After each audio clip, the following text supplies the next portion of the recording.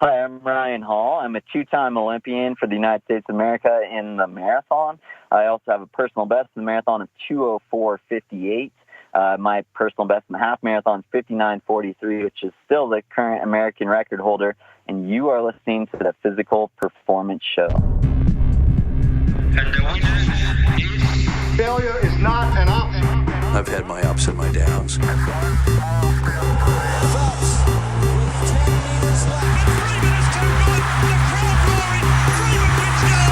I think it's an absolutely breakthrough experience.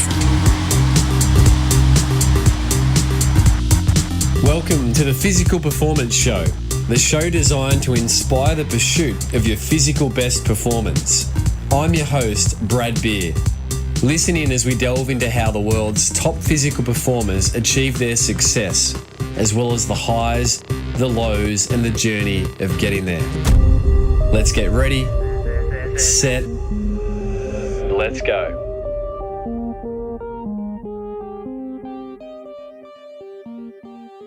Welcome back, or welcome to the Physical Performance Show, brought to you by the Gold Coast Marathon and Pogo Physio. I'm Brad Beer, sports and exercise physiotherapist by trade and training, and founder of Pogo Physio. Each week, we'll bring you a range of episodes, including featured performers, expert editions, interest editions, and coaches' corners. And on today's episode, episode 160, I bring you a recent conversation I had with this week's featured performer, US distance running star Ryan Hall. By way of bio, Ryan Hall is a dual US Marathon Olympian, having competed in the 2008 Olympic Games in Beijing, where Ryan finished in 10th place, and then again in 2012 in London, where Ryan was forced to retire from the race for the first time in his career at about mile 10. Perhaps Ryan's best accolades were the outstanding US record he holds for the half marathon, clocking a blistering 59:43 in the 2007 Houston half marathon, a record that still stands to this day, followed in 2011 in the Boston Marathon by a 2:04:58 full marathon, still the only American marathoner to go sub 2:05. In addition to Ryan's phenomenal 20-year distance running career, Ryan is now also known as a best-selling author of his recently released memoir, Run the Mile You're In, Finding Purpose in Every Step. But there's a lot more to Ryan Hall, as you'll hear today, than just his running career. We certainly touch on the highs, the lows, and the learnings of that, but Ryan also shares candidly around he and wife Sarah Hall, also US distance running stars, process of adopting 4 fully grown Ethiopian sisters several years ago. In today's conversation, Ryan outlines how he went from a basketball-loving teenager who had no interest in running to one day feeling inspired to run a 15-mile lap of his local lake. Ryan shares around why he thinks that eating a lot of bread the day before he ran 59:43 may have been so important, the concept of why happy feet make light feet, why listening to your body more than your watch can be so important in training, what it was like running 7 marathons in 7 countries in 7 days for the World Marathon Challenge, and Ryan survives a physical performance round. So there's so much in this episode, you're going to really enjoy it. Here is my conversation with retired US running distance star Ryan Hall.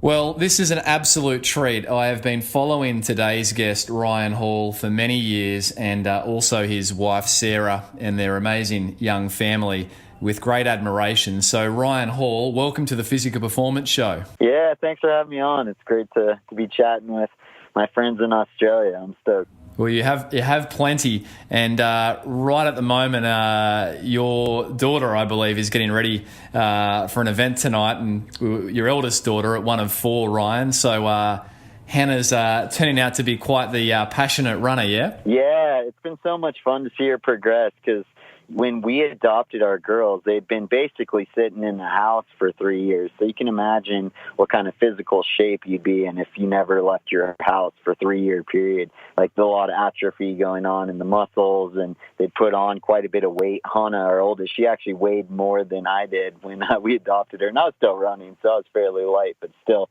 she had, she was quite heavy. So it's been fun to see her just like go from not being able to run 400 meters around a track to just being consistent with training. And now, she's a state champion in Arizona in cross country and trying to break 5 minutes for the mile and around 10:42 for 2 miles, and still has one more year of high school left after this. So it's been just really, really fun to kind of follow her progress and success. And Ryan, I mean, most of the running world would know of Sarah and your choice there to adopt the 4 Ethiopian sisters a few years ago. But for those that don't, I mean, it's quite the story. And obviously, as you say, Hannah's taken to running, I'm sure without any pressure from mum and dad. But can you just put listeners that aren't aware of the story briefly, because I know you have spoken about it at length, a little bit of the journey to bring the girls home? Yeah, so I wrote like a whole chapter about this in the book. It's kind of hard to talk briefly about it. I'll do my best, though. Yeah, so 3.5 years ago, basically there was at the time, there was a huge need for international adoption in Ethiopia, and specifically for older children. And we noticed this when we were over there training and visiting the orphanages.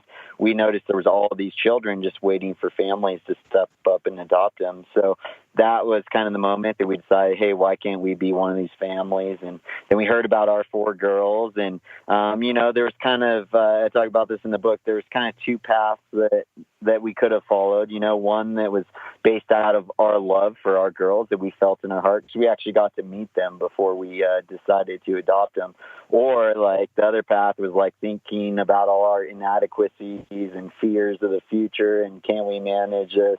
And so there was kind of those 2 different things on my shoulders that were trying to pull me that way. And I'm so glad that, I have running that's taught me to always follow the path of love and run out of love. And so I try to always make my decisions when I'm at my best based out of love and not based out of fear. So we just jumped in with both feet and went from 0 kids to 4 kids. And it's been 3.5 years of really fun times. And our house is full of excitement and dancing and laughing and cartoons, and it's been quite a ride. And as you say, you've devoted a whole chapter to this journey in the book, which you've just released, Run the Mile, that you're in. What's been the hardest part, though, of bringing the girls into the whole family? Oh, that's a good question. I'd say the biggest struggle has just been for our older girls. And not so much specifically with our family, but just adjusting to a new culture. And more than that, they'd never been to school before. So, our oldest daughter, she was 15 at the time, and, we brought her home, and so we had to put her in like 8th grade, and they're going through like pre-algebra and stuff like that, and she doesn't even know how to add and subtract and about positive and negative numbers. So that school aspect has certainly been the most challenging part. And also, too, like Sarah and I, we don't particularly love doing homework with our kids. So that's been a bit of a personal struggle. Like I have this like inner dialogue in my head whenever my kids, they're like, hey, Dad, can you help me with this? Like I'm trying to like stay composed on the outside and not be like, oh, no. But I'm like, have a good attitude. Like be patient. And then like eventually I usually end up crumbling. But I'm crumbling later and later, so I think I'm getting better. Well, that's heartening to know from a dad of 2 girls here in Australia. I do sometimes have the same challenge, so that's encouraging somewhat, Ryan. I did read a beautiful bit of passage that Sarah had written online there about the moment that you did meet your girls, before we shift from your girls to your running career, Ryan, where Sarah or yourself, you'd actually given the girls, the option, hey, do you want to join Team Hall? We would take you with open arms, but, we want... and it was just such a poignant moment, I believe. Can you talk us through that? Yeah, that was really important for me because, like, I learned from getting into the sport of running, my dad waited till it came from me, the desire to run. And I'm so glad he did that because then you take ownership of that decision and it becomes yours. And so if I was just running for my dad, the first thing that I stumbled on, the first hard time that I had, the first disappointment, I most likely would have called it there and just been like, oh, I'm just doing this for my dad anyways. And it's the same thing, with our girls. But it was really important for us to have it feel like they were deciding as well and they had a choice in the matter because all this stuff has happened to them that's put them into an orphanage and had it so they had no other choice besides adoption. And usually like a family just kind of sweeps in and be like, all right, you're coming with us. And that just didn't feel right to me. I wanted them to take ownership over the decision as well. So we spent about a week getting to know them in Ethiopia without telling them we were going to adopt them. And then at the end of that week, we invited them into our family, and they were really excited to join our family. And I think that's helped kind of make a smoother transition. Yeah, the fact that they, as you say, they had that ownership. A curiosity point, you mentioned that the girls hadn't been able to get outside much in those 3 years ahead of Sarah and yourself taking them home to Redding and now Flagstaff, Arizona. What was the reason that they were so housebound, Ryan? Yeah, so they have a really great orphanage. They got really good nannies. They were well taken care of, but they didn't go to school. Like there's kind of danger issues, and just they can't accommodate, walking all the kids to school and walking them back afterwards. Like they can't just have kids like going roaming the streets, basically. Like they have to know where they all are at all times. So that's why literally like they would never leave, and they could just play like their driveway. We were like playing running games with them and soccer in their driveway, but they didn't get to feel the dirt underneath their feet or the grass underneath their feet. It's just a driveway that they're playing on. Yeah, okay, so that gives context to it. Ryan, let's jump over to the beginnings for you. Your career is star-studded, fastest American I should say runner, the half, the full, breaking that 2:05 barrier there in Boston 2011. But you mentioned there that you took ownership over wanting to run. So what were those early days like? Obviously, your father was an influence. Oh, yeah. My dad was a huge influence and taught me so much, not only about like the sport of running, but also how to be a good father. And I'm just grateful for what he, the seeds he planted in me and how much he encouraged me. Because I used to hate to run. When I was 13, I was playing baseball, basketball, and football, and had zero desire to run. And what would happen is my dad, he saw me run in baseball, and he'd see me run in PE class and knew like I had a level of talent. So he'd call out that gold that he was seeing in me, and he'd tell me, he's like, you can be a great runner, but it's totally up to you. Like the drive's got to come from you. And so for a long time, I was just like, okay, good to know, but I'm not going that direction, And then when I was 13 in Southern California at Big Bear, I was going down to a basketball game, and I was 5 foot tall, 100 pounds.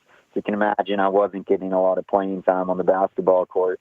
And just kind of looking out over the lake of my hometown, I felt like God just kind of dropped this seed of desire in me to want to try and run around the lake, which is a 15-mile run. So I went home. I told my dad what I wanted to do, and I'm really grateful he didn't just gun me down. That's probably what I would have done if one of my daughters came home having never run before and said, hey, Dad, I want to go run 15 miles. I'd probably been like, let's run like 2 or 3 miles first.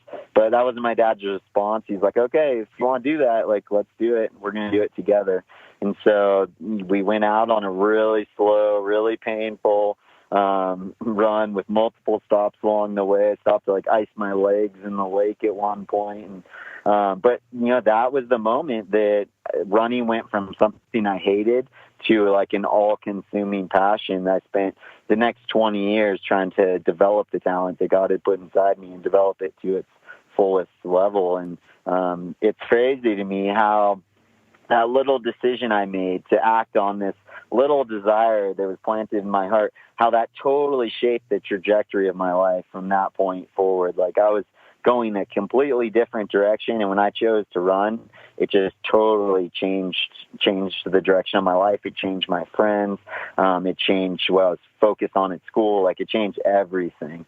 So I just, for those parents that maybe have kids, like realize like even if they just seem like small decisions, like the decisions your kids are making are really important. It's important that the parents, I think, partner with those decisions that the kids are making. Yeah, wow, so much there, Ryan. So you were 13 years, is that right, or 14 years at that stage? Yeah, 13, yeah. 13. And at that point, as you say, you didn't have a love for running. Was your father a runner? Was he? Where do you think your running genes ultimately come from in your bloodline? That's a good question. So my dad, he did run. He actually started running in Australia. He was doing a teaching exchange program over there, and he was in this little tiny town called Bort, which I think is in Victoria, if I'm correct. and he was coaching PE and coaching track and field, and he actually coached Dennis Boyle to like a close to 9-minute 2-mile when he was in high school. So that was kind of how my dad got into running. He was running with Dennis, and then he kept running when he came back to the States, started doing marathons and triathlons. So my dad was a runner, and I was around his races. I just didn't have any desire to run with them until that point. At what point, Ryan, you said, there was that moment of the lake run that shifted from, hate to all-consuming passion that would consume you for 20 years of your running career. But what was the moment where you realised that you've got a passion for it, but you also had a real gift? When did that kick in? What was that like? Yeah, I'm really grateful that I had this moment. So after I ran around the lake, I stumbled through my front door and I collapsed on the couch, just like exhausted. And I felt like, again, like I was just kind of and it wasn't like an audible voice or like anything trippy or crazy, but I just felt like he was just telling me like, hey, I've given you a gift to run with the best guys in the world, but I gave you that gift so you can help other people. And so it's really when I was 13 that I started to believe that about myself. And, whether or not you think that was from God or not, I think the takeaway point from that is what we believe about ourselves will come out of us. And so from that point forward, I started training like I believed I was going to be one day. I started seeing myself as a world-class runner. I started conducting myself as a world-class runner. My lifestyle totally changed, and my passions changed. And I started really going after this thing. And that would have never happened, if I didn't have that kind of original vision. So, oftentimes people ask me, like, were you surprised when you ran 59 and a half marathon or, when you qualified for the Olympics? And I was excited, but I wouldn't say I was necessarily surprised because I saw all of that coming when I was 13 years old. But it's so remarkable because at 13 years of age, many children already have established some identity about, I'm a decent cross-country runner or a track runner, I'm having some level of success against my peers. You had none of that at a relatively late age, come into running at a high level. To have that inner confidence, I guess, around the sense that you could compete on a world stage is quite remarkable. Yeah. I think it was actually kind of a blessing that I wasn't too close to the sport. So I thought I was, because my dad was telling me oh, you're phenomenal, my first mile race was a freshman year in high school. And I believe my time was 4:48 or something like that, which I thought was just out of this world for a freshman in high school. And later on, I had a teammate at Stanford that ran 4:15 as a freshman in high school. So it really wasn't that great, but I thought it was great.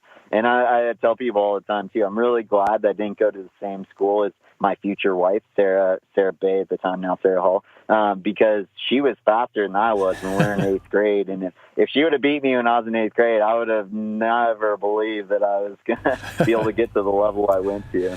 Oh, geez, that's a great insight. Ryan, you mentioned Sarah there, and, you are quite the running couple.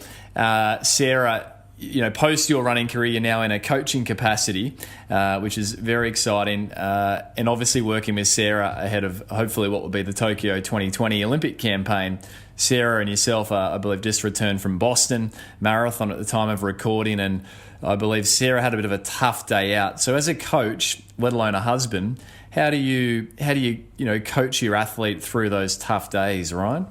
It's a challenge. I'm still figuring that one out for sure, because I find that with all my athletes, but I'd say Sarah probably more so because I'm so connected with her, it's really hard to not take it on yourself, when they're disappointed, it's I get disappointed too, and I'm never questioning my athletes. I'm not oh, they just mentally folded or weren't strong enough. I think it's super important that your coach believes in you more than you believe in you. But I get bummed out when, their dreams don't come true. And Sarah recently with Boston, it wasn't quite what we were hoping for. And I was bummed out that day. I had to apologize the next day, actually, after the race, because I was oh, sorry, I was just bummed out. And I'm trying to figure out things myself, what could have I done differently as a coach? What could we have done differently in training? So it's definitely, that's the hardest part for me, is to not take every athlete's injury and poor performance and put it on myself. But at the same time, like, that's what I love about coaching is when they do hit their dreams and goals, man, it just like fills me up. I get so excited for them, and that's really what I love about coaching. But I've learned that, you got to go through both with your athletes. It's not just go through the good times and then ignore them when they're struggling. That's part of it, is just like learning to be bummed out when they're bummed out and be okay with that, but also always trying to give them hope. I think that's what we all need when we're going right after a bad race. We need someone who's willing to look at the big perspective and renew our hope that has been kind of dashed in the recent performance. So I've heard you say that in your life as a professional runner, you were a professional pain manager. Would you say now as a coach you're a professional hope purveyor? Yes, I'm a hope dealer. Hope. Hope dealer. But it's such the principle of coaching, of mentorship, isn't it? To see something for someone like your father saw in you that you can't see for yourself. On your running career, Ryan, what would you rate as your highest moment athletically, and why? I think when I ran 59:43 in the half marathon, I think that was the best version of me. That was when I maximized my talent and potential in the sport. I never got that fit again for whatever reason. It wasn't a lack of trying or trying new things.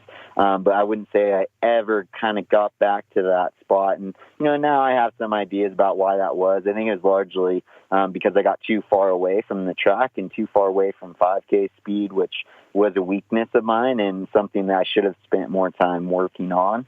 But, that was just one of those days where I kind of blew my own mind. I wasn't expecting to run that fast, wasn't trying to run that fast.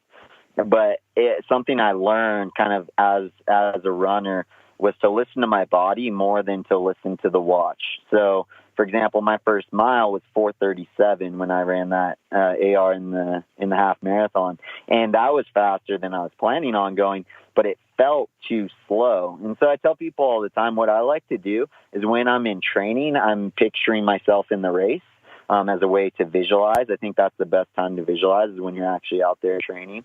But then when I'm in the race, I picture myself in training because it helps relax me and it helps me get in touch with how my body's feeling. And so I always ask myself this question: if I am running this effort level in training, could I sustain it for the given amount of time that I'm running?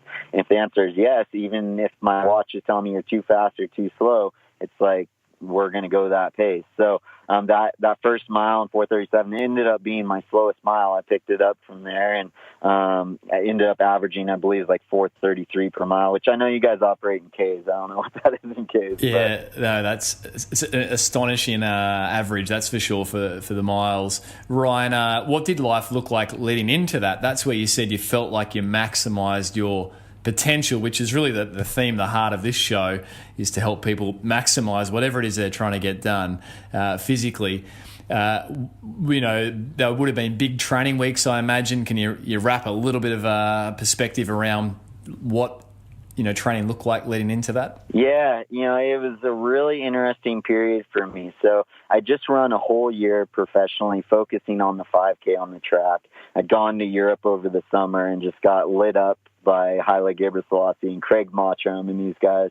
And as a result of that, I was like, I should think about trying some longer distance races because I was nowhere near them, which is funny for me to reflect back on, because I was with Craig when he was running, I think it was Gold Coast or maybe it's somewhere over here. He's running his marathon. And I was like, man, how can this guy not, like, he's so talented. Like, I can't imagine beating him in the marathon, So anyways, I had all this 5K training behind me, and like that whole year was focused on the 5K.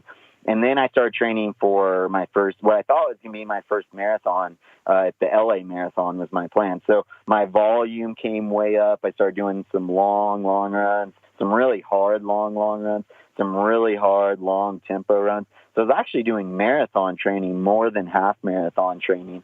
And I was up in Mammoth, which is about 8,000 feet. I don't know what that is in meters. like 2,400 meters, 2,600 meters. And so I was doing just a ton of volume up there. And I remember very vividly, like laying in bed at night, my calves, they'd just be like aching. They'd be like, and it felt like my body was reacting to this new stimulus and like kind of like super reacting to it. So I just started feeling amazing. Like I've never felt that good in my life.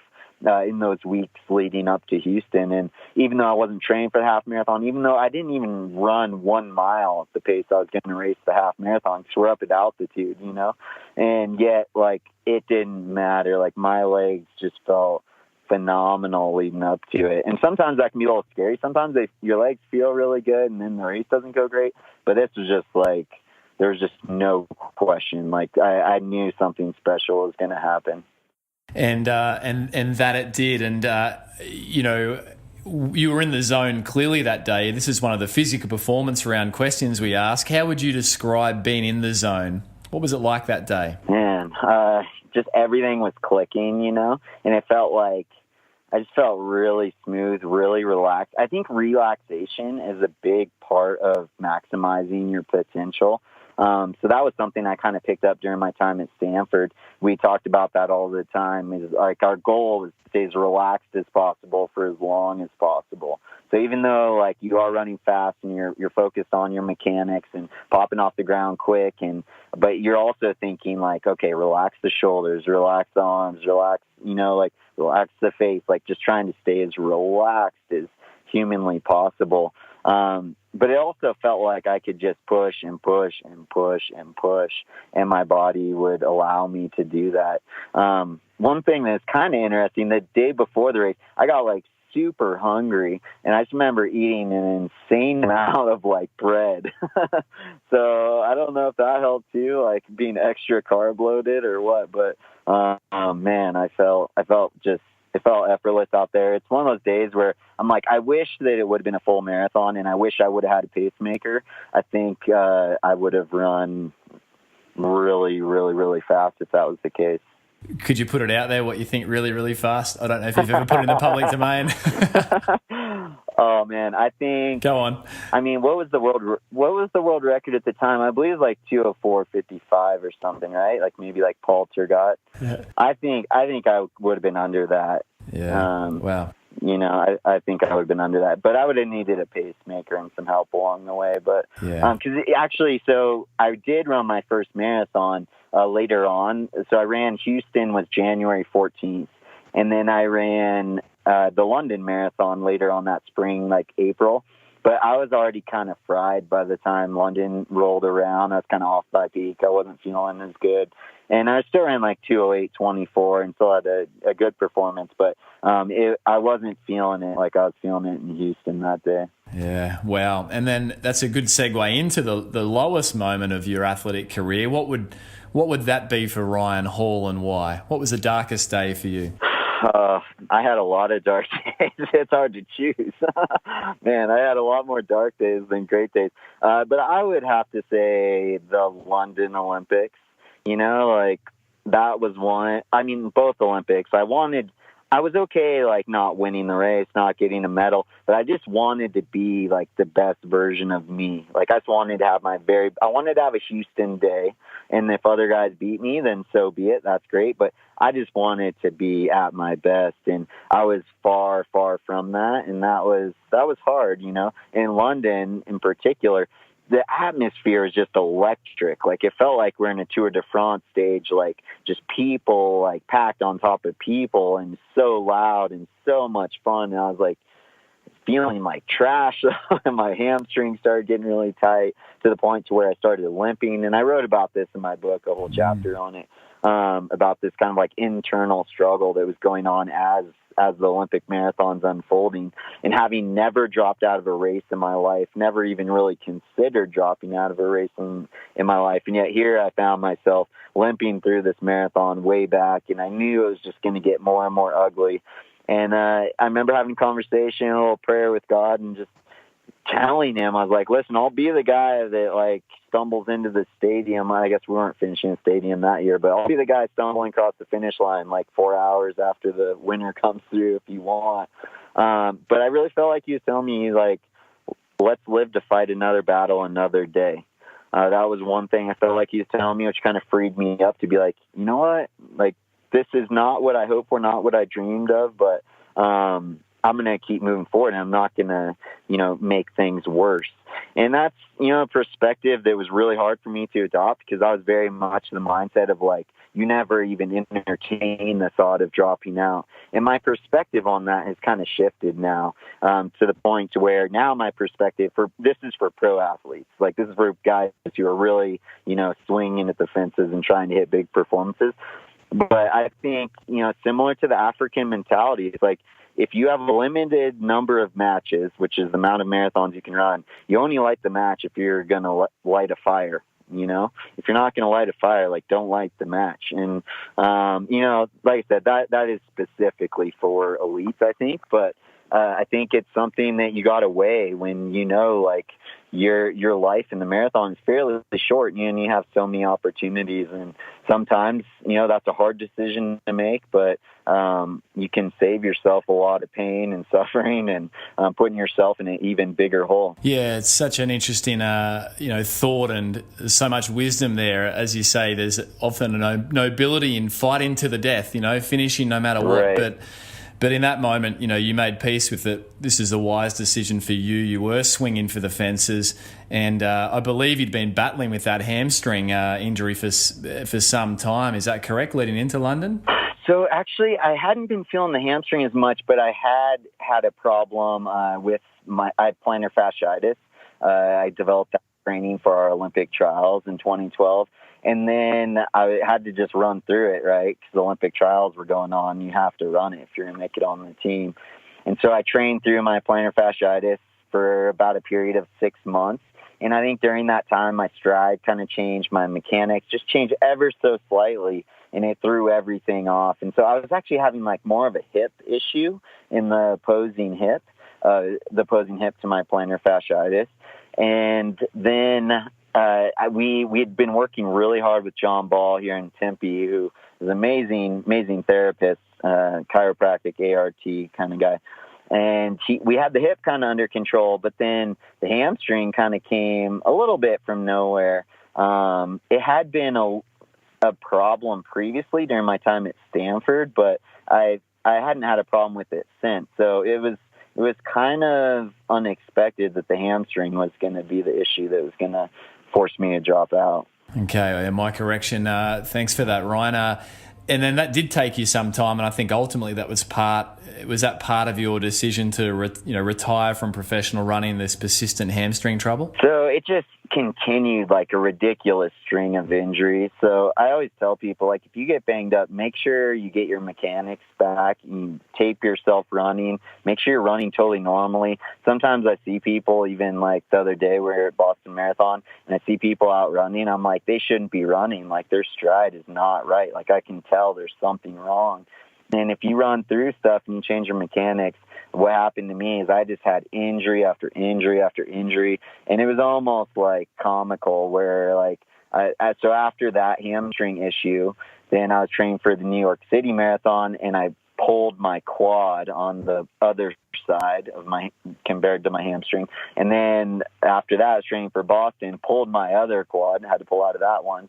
And then I got a stress fracture on the other side, my sacrum after that. And it was just this ridiculous string of injuries. And I was always really durable. I didn't have a lot of injuries coming up in the sport. So that was something that, I learned a lot about. And now, I'm sharing with my athletes that I'm coaching. Yeah, absolutely. And curiously, was strength training part of your routine, obviously, through these years? You were still doing strength work, etc.? Yeah, I always did a little bit of strength work. I wouldn't say I did a great job with it, though. Having gotten into weights now, post-running, I kind of see what works for me and what doesn't.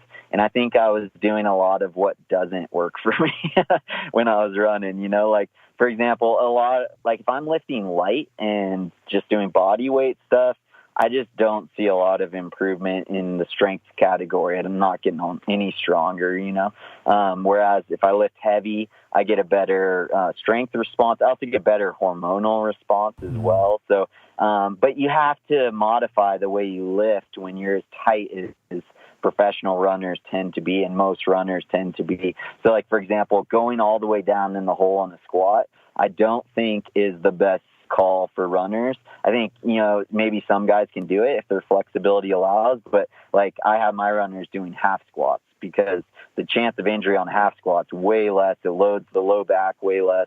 And you can operate with a lot of weight in a half squat as well. So, and it's more specific to running because really in running, like we're just trying to get your hips underneath you as quick as you can, trying to pop the hips.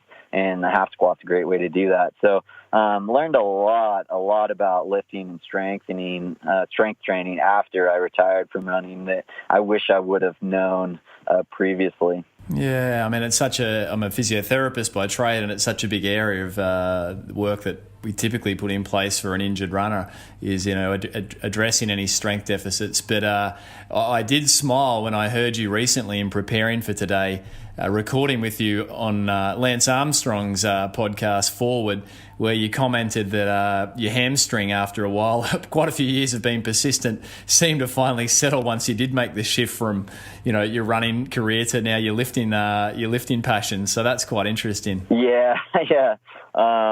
It was quite a transition, but I think that is like the best way to go through chronic injuries is strength training. So like whenever I have athletes that have chronic stuff going on, I always put them on a strength routine. So like with my hamstring for years and years, like since the 2012 Olympics all the way till 2016 when I retired, anytime I'd sit in the car for any length of time, it'd just start throbbing. And it was like right at the attachment point, and then I got in, it hurt at first to even squat, but I just kind of was like, I don't care if it hurts. I'm just going to go through it. And months later, I couldn't feel it at all. And now I've never had a problem with it, never felt it since then. So I think strength training is really, really important in managing injuries.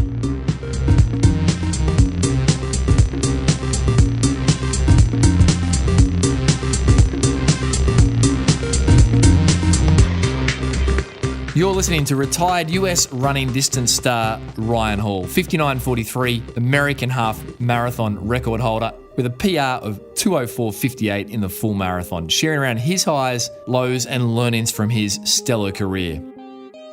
Support for today's show comes from the Gold Coast Marathon. Like the Physical Performance Show, the Gold Coast Marathon encourages runners of all ages and abilities to push their boundaries and strive to complete a personal challenge. The Gold Coast Marathon is held annually on the first weekend in July and is a must-do event for any budding athlete, weekend warrior, or family looking for a challenge to complete together. Run for the good times at the Gold Coast Marathon. Visit goldcoastmarathon.com.au and find out why the likes of today's featured performer, Ryan Hall, and his champion distance running wife, Sarah Hall, have made multiple visits down under for the Gold Coast Marathon. I caught up recently with Gold Coast Marathon race director Cam Hart to find out about the Gold Coast Marathon's ever-expanding global footprint and how it is that it can attract the superstar names of the likes of today's featured performer, Ryan Hall. Yeah, it's an activity that we focused a lot of energy towards, and that's bringing more international athletes to experience the Gold Coast Marathon and the Gold Coast as a destination. And we've done that on the back of bringing some of the world's greatest athletes here to showcase it. For several occasions now, we've had Ryan and Sarah Hall from the US come run the event. We've had Jeff Eggleston run the event, which has been fantastic to have some high-profile US athletes come run the Gold Coast Marathon. And on the back of their experience and their positive stories, the event has grown. Certainly throughout Asia, the story's been the same. We brought high-profile athletes from Singapore, Malaysia, Japan, and now we're entering the Chinese market, and that's growing, and certainly through the UK and Europe. So we have over 70 nations representing the Gold Coast Marathon and a huge international television coverage. The fact that we are an IAAF Gold Label race sends a strong message that if you're going to travel to Australia to run a marathon and choose a Gold Coast Marathon, you'll be assured to have a positive experience. Support for today's show also comes from Pogo Physio. We exist to help you get back to your physical best following injury, and we want everyone who walks through the doors of Pogo Physio to complete their rehabilitation, get back to their physical best, and in doing so, cross their physio finish line. We have no interest in seeing you for a single session more than what you need. We just want to help you get back to to your physical best and complete that rehabilitation. To find out more about Pogo Physio's award-winning services or to schedule your 1-hour initial appointment, jump over to pogophysio.com.au. For now, let's jump back with Ryan Hall, retired US distance running star, on the highs, lows and learnings from his remarkable running career. Ryan, let's do a performance round. So some rapid fire questions. Are you ready? Yep, ready. Training session Ryan Hall most disliked. 10 by 400 with 60 seconds rest. That one puts me through the ringer every time. What would have you been holding for your fours, Ryan? So when I was in high school, I was able to run like 59s for my 400s, and this is at sea level. But later on in my career, I'd still do that workout, but I'd be running more like 62s. Yeah, solid. Most loved training session, Ryan? Oh, I love these marathon simulations that we used to do in marathon training. So we run like up to 12 miles at a medium hard pace, so about 1 minute per mile slower than goal marathon pace. And then we come back, we change into our flats, and we go straight into 12 miles at goal marathon pace. And I love running long and hard, and that was a long and hard workout. And I believe it might be a few good YouTube videos of you doing sessions like that, I think, on YouTube, right? Yeah, I think you're right, Yeah, we'll link those up. Ryan, favourite pre-race meal? Is that bread after a good day out in Houston? So actually what I do a lot of bread the day before. Sarah and I joke that our diets the day before a race is like a 5-year-old diet, just like super simple, like white bread, white rice, like that. But actually the morning of, what I'd kind of go with is a shake, because I didn't want to have any stomach issues out there. So I would have about 400 calories of maltodextrin, and I'd mix that in water and add 20 grams of whey protein to that, and then add a little bit of fat to that, maybe some like nut butter, like a tablespoon of nut butter. Shake it up and drink it down. And what's nice about the maltodextrin is it's slow releasing, it's low glycemic. So it's sustained energy, yet it's easy to digest, which is a really hard combo to find. So that was always my go-to pre-race meal. Yeah, fantastic. Ryan Hall, who's the athlete that you most admire and why? Hard question, I know. It's actually not that hard. I'd say Haile Gebrselassie. I just loved how he ran, and he was obviously super dominant, but he was also fast. Like there's a lot of guys who win championships all the time, but he also like had world records and, everything from like a mile. He didn't have the world record for a mile indoors, but he was super fast. I forget what his time was, but it was really, really fast all the way up to the marathon distance. He had such incredible range, but I just love like his style of running. He seemed very bold and aggressive. And, he's one of those guys I just loved to race. I did get to race him in London one time, and I remember it just being really surreal. I caught up to the lead group in the London Marathon at mile 14 as we're going across Tower Bridge. I remember catching up to Haile and tucking in behind him and just being like, wow, I can't believe I'm running with Haile. And the other thought I had was, man, he is so small. He was like up to my chest, like he looked like a little kid. Yeah, there wasn't much of Hale, was there? And obviously you're on the other end of the spectrum.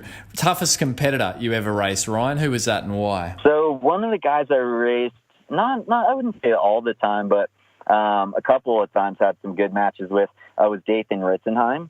He came out of high school the same year as me. He had the American record briefly in the 5K. He's 2:07 marathoner.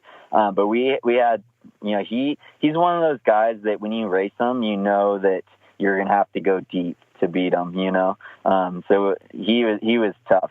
He was really tough. Is there a mantra, Ryan, that you would use regularly when you were running or racing? Yeah, so actually the title of my book, Run the Mile You're In, it was one of my mantras I'd pull on all the time, because I found that my mind was always getting too far down the road, and I was worried about, if I'm running a mile race, I'm worried about lap 3 and 4. If I'm running a marathon, I'm worried about miles 23, 24, 25. When, what I've found is, God gives me enough grace for the moment I'm in right now.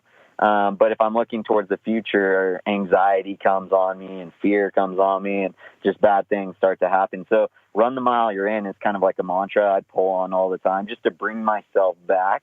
Just be like, just do a great job with what you're doing right now, and we'll worry about the next mile when you get there.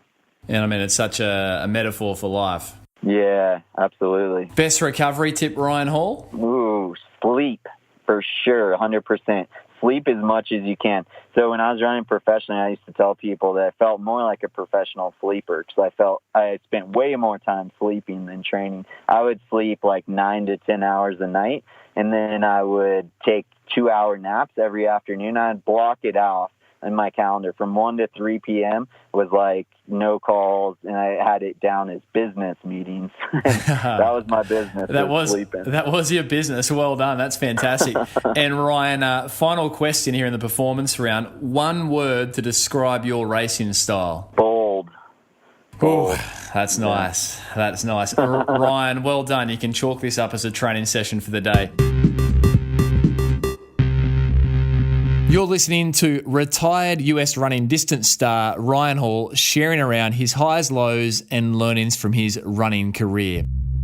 If you missed last week's episode featuring another US champion athlete, Katie Zafiris, Super League Triathlon Series champion and US Olympic triathlete, then here's a little snippet of what you missed. I think probably the darkest, it wasn't really a day, it was more more extended than that, and it was kind of leading into the Olympics, and I think I set a lot of pressure on myself, and I made triathlon way too much of a job, and I stopped enjoying the process and all the good things that come along with it. I wasn't really being mindful or aware of all the positives. I was just focused on an outcome. To tune into the full episode or to peruse the archives of the show dating right back to episode 1 featuring Australian surf lifesaving Ironman champion Ali Day, jump over to your favourite podcast player and enjoy. You'll find the Physical Performance Show on iTunes, Spotify, SoundCloud, Stitcher,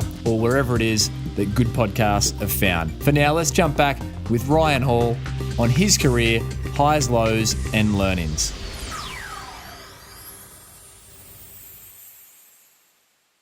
Ryan, every guest of the show expounds one piece of advice to help listeners perform at their physical best. I'm curious on that just generally, and then I'd like to probe you on the marathon specifically. So what's Ryan Hall's one piece of advice to listeners going to be? It'd be something that my dad told me when I was a kid coming up in the sport. And he used to tell me, happy feet make light feet. So, like, the more you are happy in life, that's going to translate to your running. And the more you get happy in your run, excited in your run, that's just going to propel you towards your goal. So having happy, light feet, that would be my advice. Happy feet make light feet. That's terrific. And Ryan, if you were to speak to the marathoner who's maybe seasoned, chasing their PR or PB, what would be a solitary piece of advice to that marathoner? I would just tell them to spend a lot of time at goal marathon pace. And so you got to work both ends of the spectrum, right? It's like you want to operate from where you're at, and you're essentially trying to build a bridge to where you want to go. So there's certain days where you need to spend time, running at the proper effort level for where your current fitness is. But then you can break those runs up into shorter segments, interval training, etc. And we'll do this with thresholds sometimes, where instead of doing like 15 miles straight, we'll break it into 3 by 5 miles or 5 by 3 miles, so that we can run at that quicker cadence and get our legs used to that goal marathon pace. It's very difficult to run a marathon at a pace that you haven't trained at. Yeah, that's a lot of wisdom there. And what about for the first time marathoner, the bucket list marathoner, Ryan? Well, I just encourage you with this. After I retired from professional running, I totally went cold turkey, put on like 50 pounds, and then I signed up for this World Marathon Challenge where I ran 7 marathons in 7 days on 7 continents. Actually, my last one was in Sydney on Manly Beach. We ran that mile stretch out and back. That was a long, long night for me. That was a 5.5-hour trek, marathon trek for me. But all that to say, my longest run leading up to that was 8 miles. So, and I was probably running maybe like 20 miles a week. So like you're capable of a lot more than you think you are. So as long as you're able to run 8 miles, you're good for the marathon distance. It says, Ryan Hall, and that plus 50 pounds was 50 pounds of, bodybuilding mass gained, right? That wasn't because you retired from the world of sport and went sedentary. So just to clarify that for listeners, far from it. Yeah. There's so much in there, that example that you shared, but there is always more. We're always capable of more. Ryan, a bit of a fun question. If you could have 3 people at a dinner table, living or past, who's at Ryan Hall's dinner table and why? Maybe leaving aside the obvious, your beautiful family. Right. I'd say Jesus for sure. I think he's just like one of the most captivating people in history, regardless of like your take on whether or not everything he said was true or not. He formed history, and obviously he'd be one. Another person. I'm trying to think. This is a really good question. You kind of stumped me here. My first response was easy. I'm trying to think of other like runners Eric Little. He was a huge inspiration of mine. He ran I think even the Paris Olympics, like way, way back in like 1924 or something like that. But he was just like an amazing Christian man that was a runner and made some decisions to where like he went to the mission field to serve in China rather than continue on and running when he could have won the next year's Olympics if he wanted to. So when I see people make decisions like that to serve other people rather than to, get a gold medal in the Olympic Games, it inspires me. Mother Teresa, I'm sad I never got to cross paths with her. She's another person where like a lot of what she said, I think about all the time. Like one of my favorite quotes from Mother Teresa is like, I can do no great thing, just small things with great love. And that's so important for my wife and I that, realizing that, and this is true in training as well, it's not about taking giant leaps and bounds. It's about these little steps that you take every day, and you take step after step after step, and pretty soon it adds up to make a huge difference. And to think about that in the context of the really pressing needs in our world today, especially, when you think about those who are living in extreme poverty, and just realizing like just do a small thing, like buy a coffee for the guy on the side of the road that's, begging, or like just something, to make the world a little bit better place. Yeah, amazing. Ryan, every guest of the Physical Performance Show issues listeners with a physical challenge for the week. Now, this can be entry level to get someone going, or it can be really challenging. What's Ryan Hall's physical challenge to listeners for the week going to be? All right. So actually, this is kind of random, but the first thing that came to my mind is this. Actually, it's like a CrossFit workout. It's called the Murph. So what you do is you run a mile for time, and then you come back and you get underneath a pull-up bar, and you do, 300 air squats, 200 push-ups, and 100 pull-ups. And you do it as fast as you can. You can break it up however you like. And then after that, you run another mile for time. And the kicker is you're supposed to do it with a 20-pound weight vest. And that workout is like seriously legit. It's one of those ones where you like taste blood or copper in your mouth afterwards. And it's really fun. Like I love to push myself with that one. Although I will say I haven't done it for almost a year now, but I want to get back to it. I love that workout. What's the best time you've posted for the Murph challenge, Ryan? I'd have to look back at my like social media posts for that, because I know I did post what I did, and I want to say is maybe like right under 20 minutes or something, but it's still like it was like fairly competitive, but it wasn't like like the best that CrossFitters had done or anything. Yeah, well, certainly power to weight ratio shifted a little bit for you now post your professional running life, so there's plenty of grace for that. Ryan, final few questions. Finish this sentence. The most important thing in life is? Loving people and loving God. And finally, what mistakes are you afraid of making? Operating out of fear, which I kind of just flip that question a little bit. No, that's operating out of fear. And has there been a recent time in your life where you've realised that you were and you had to flick the switch and jump back over to the other side, as you say, make a decision out of love? Yeah, I'm sure there has been. Nothing is coming to my mind at the moment. I learned this lesson kind of throughout my life, and I find that for me, like most lessons I learn, it's a cultivating the lesson. It's not like a one-time revelation. So it's something I'm always, currently working on. But to be honest, I can't think of a time when right when I was saying that, something popped in my mind. It kind of got into my head, that Ethiopian Airlines flight that went down that was heading to Kenya. Yeah, that kind of got in my head a little bit because I fly Ethiopian Airlines all the time. And, like, my wife has been on that flight from Ethiopia to Kenya. And I don't know, for some reason, like, that just got in my head and kind of shook me a little bit. And to the point to where I wasn't too excited to hop on an airplane going to Boston, even though, your chances of going down are not strong. But there was something that kind of got in my head and made me kind of a little bit fearful to fly, for sure. Yeah, no, wow. Ryan, thank you for your transparency and the book. Congratulations. Run the mile that you are in, finding purpose in every step. What's been the most surprising thing, finally, that you've discovered after putting your thoughts onto the pages and seeing that now out in the wild, which I believe has just hit top seller there in the running category on Amazon. So congratulations. What's been the most surprising thing to you? Yeah, I think just a really nice process for me to go through is almost like a counseling session or multiple counseling sessions where I got to sort back through my entire life and realize how it all made sense, and realize all the important things learn that I'm now taking into the new season of life that I find myself in. So I'm delighted by that. I was surprised by how easy it flowed out of me.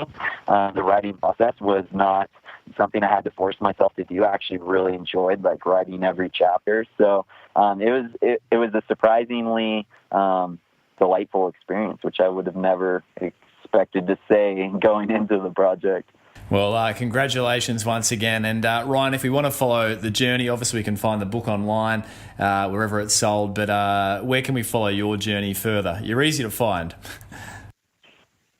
Yeah. I'm Ryan Hall 3 on Twitter and Instagram. I have a Facebook fan page. You can find me there. And then also my wife and I, we have a website, ryanandsarahhall.com. So, yeah, those are the easiest ways to find me. Ryan, thanks for your time and for appearing on the Physical Performance Show. It was a pleasure chatting with you, Brad. Thanks for having me.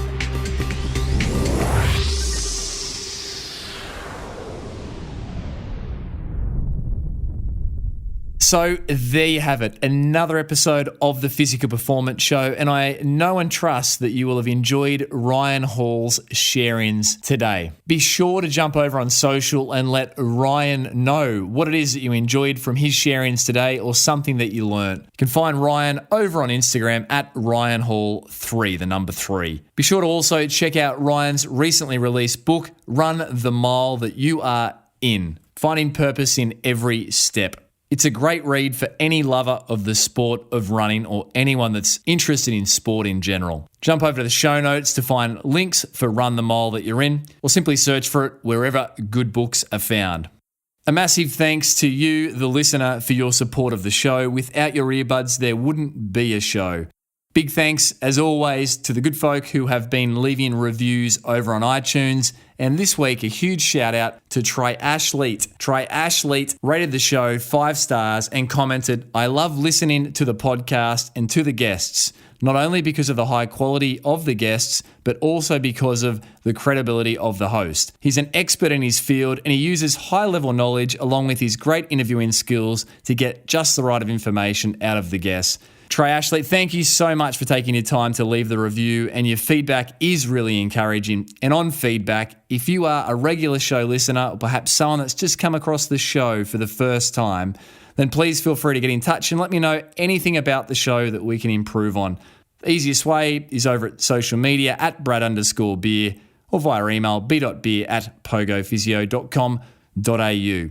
Speaking of social media, if you are enjoying an episode, be sure to post up a podsy. That's a screenshot of the episode that you're enjoying and tagging the show in at Physical Performance Show. They're always a lot of fun. And a big thanks as always for hitting subscribe if you have been enjoying the show. It really is the best way to help the show grow. And having just passed 500,000 iTunes downloads, I'm so appreciative of everyone who has supported the show along the way. Massive thanks as always to the three very good folk who make the show possible week in, week out. Daryl Misson, our audio engineer, Susan Wilkin on all things show administration, and Matthew Walding on all things show graphic design.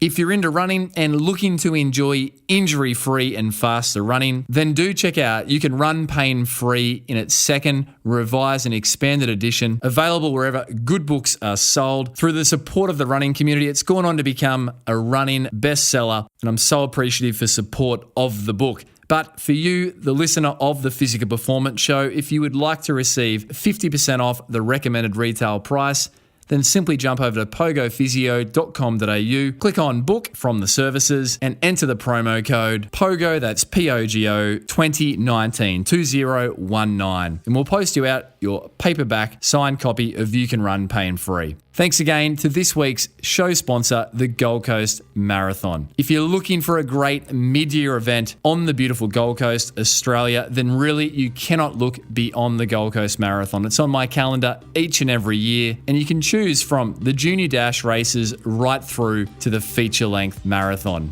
Jump over to goldcoastmarathon.com.au and be sure to get your entry in today. Now, coming up on next week's episode of the Physical Performance Show, we jump back over to an expert edition. One of the most popular expert editions to date has been Dr. Peter Malliaris, specialist tendon physiotherapist. And I caught up recently with Associate Professor Dr. Peter Malliaris for a deep dive into all things tendon rehabilitation. If you've suffered from Achilles tendinopathy, proximal hamstring tendinopathy, perhaps patella tendinopathy, or any lower limb tendon problem, you are going to want to tune in with pen and paper to next week's expert edition of the Physical Performance Show. Until then, keep pursuing your physical best performance. I'm Brad Beer, and this has been the Physical Performance Show.